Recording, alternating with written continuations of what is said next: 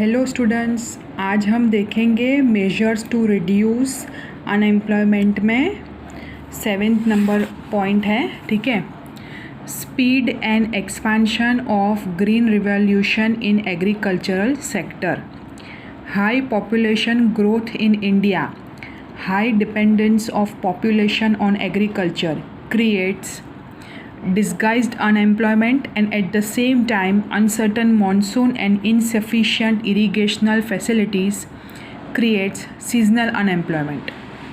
Solutions of high dependence of population on agriculture and the capability of shifting of this surplus people to another sector has not become feasible.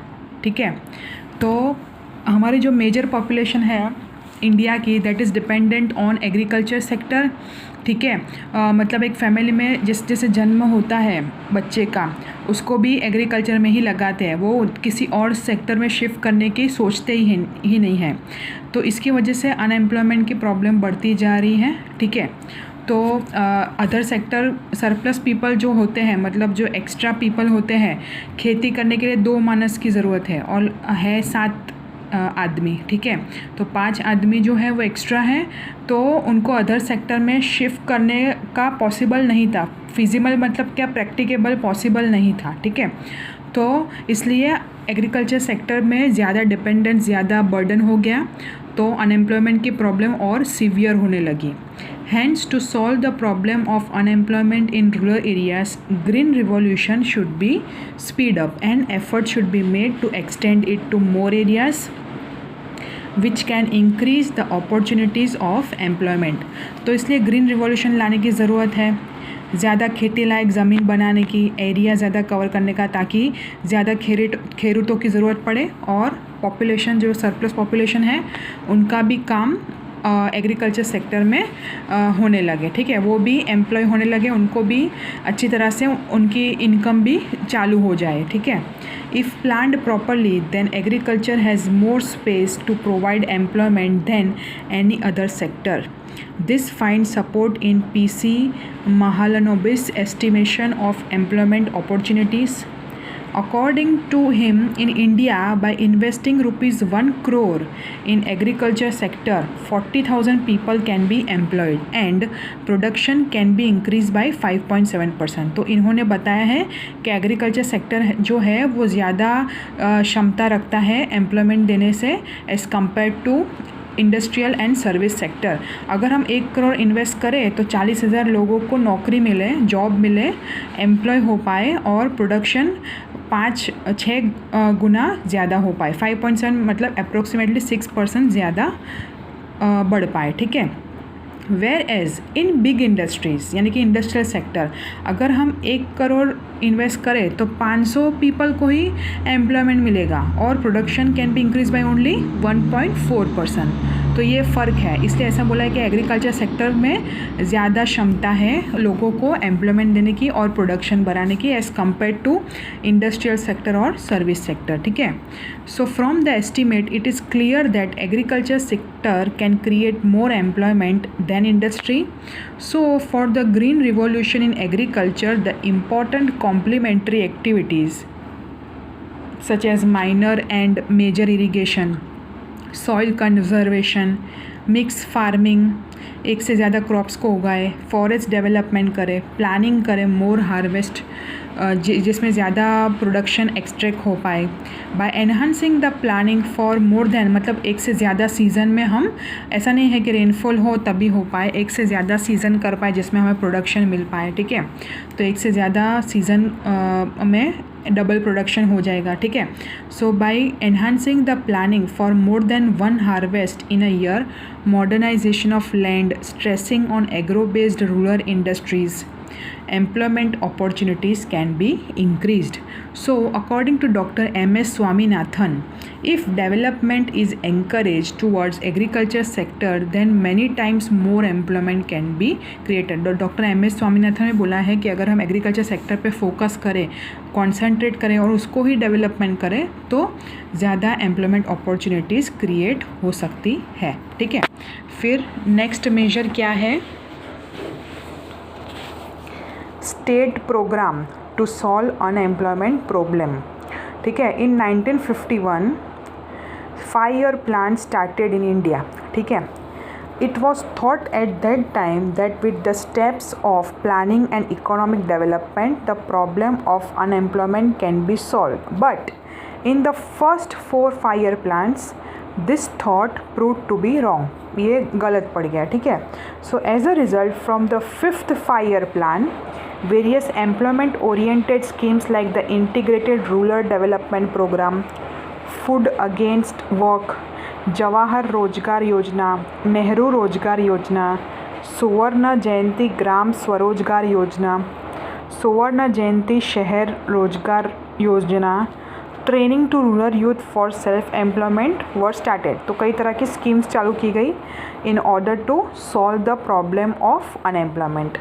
National rural employment guarantee programme, MNREGA, skill development programme, skill India, make in India and Mudra, many employment oriented schemes were implemented. कुछ explain की गई है आपके book में, वो हम देखेंगे। Mahatma Gandhi national rural employment guarantee act जो कि मनरेगा है, तो ऑन February 2006, ये बहुत रिसेंट है, आपको शायद याद होगा मनरेगा करके बहुत आता था, एडवर्टीज़मेंट होती थी ये स्कीम की। ये क्या है वो देखेंगे। National Rural Employment Guarantee Act was started with the objective of providing employment to rural people residing in backward districts of the country। ठीक है, तो जो backward districts में रहते थे उनको एम्प्लॉयमेंट देने की बात की गई ये पर्टिकुलर एक्ट में। द नेम नरेगा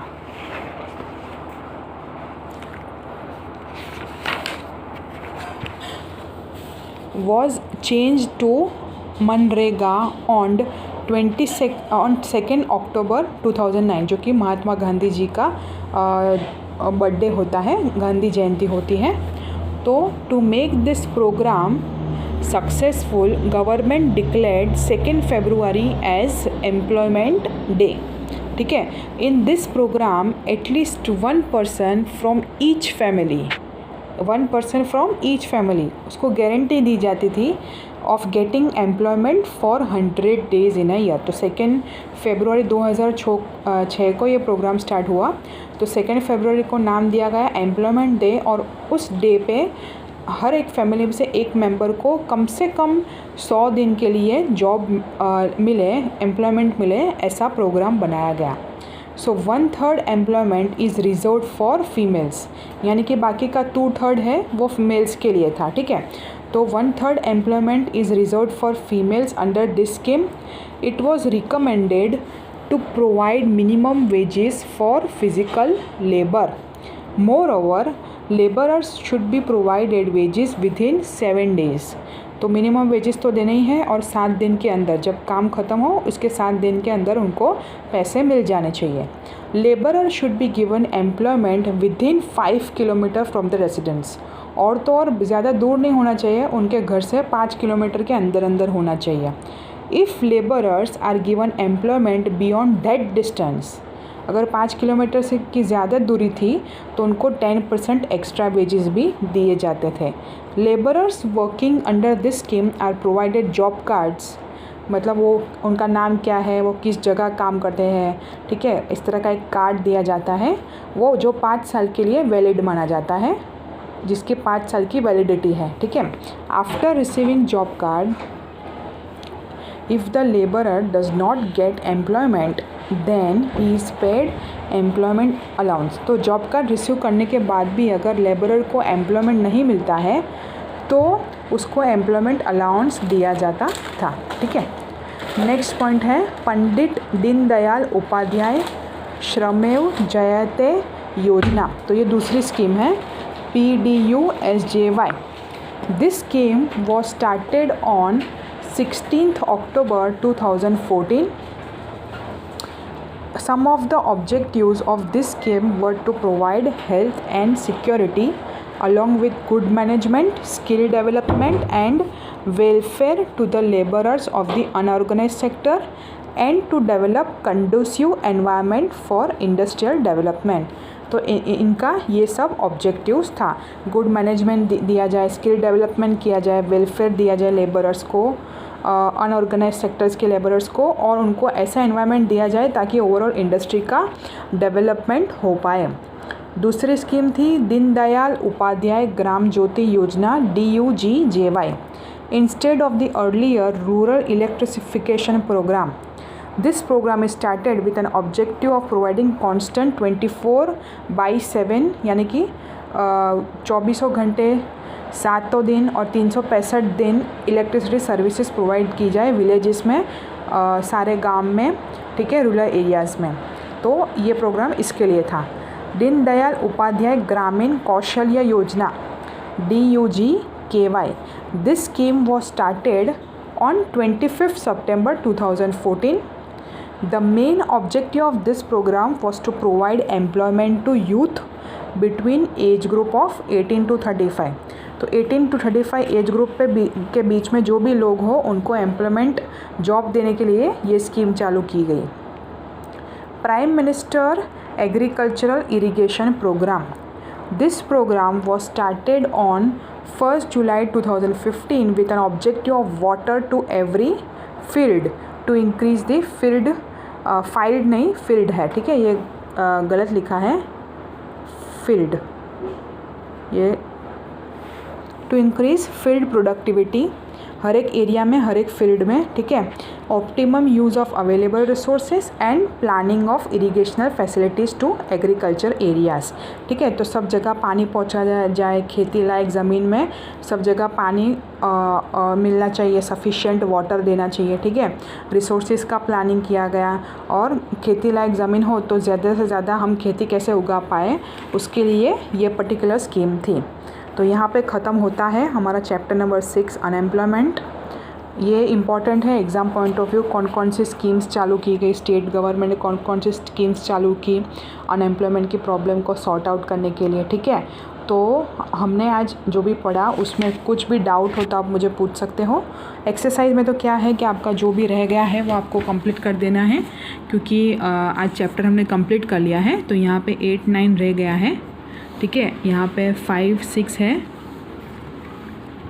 यहाँ पे 8 है। MCQ सारे सॉल्व हो गए हैं। और यहाँ पे एनी 3 स्कीम्स, मैंने बोला ना कौन सी स्कीम चालू की गई स्टेट गवर्नमेंट में, तो आंसर इन डिटेल में एनी 3 स्कीम्स आपको लिखना है, ठीक है। तो चैप्टर नंबर 6 यहाँ पे कंप्लीट होता है। एक्सरसाइज लिखकर आपको मुझे पिक्स भेजने हैं और कुछ भी डाउट हो तो आप मुझे पूछ सकते हो। Thank you.